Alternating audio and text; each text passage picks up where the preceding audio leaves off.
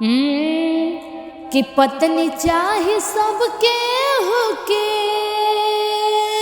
है,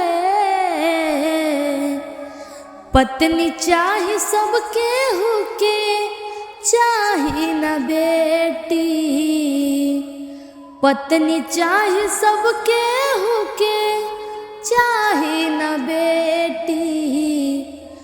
भूड़ा हत्या करके काहे चापेला नरेटी, भूड़ा हत्या करके काहे चापेला नरेटी।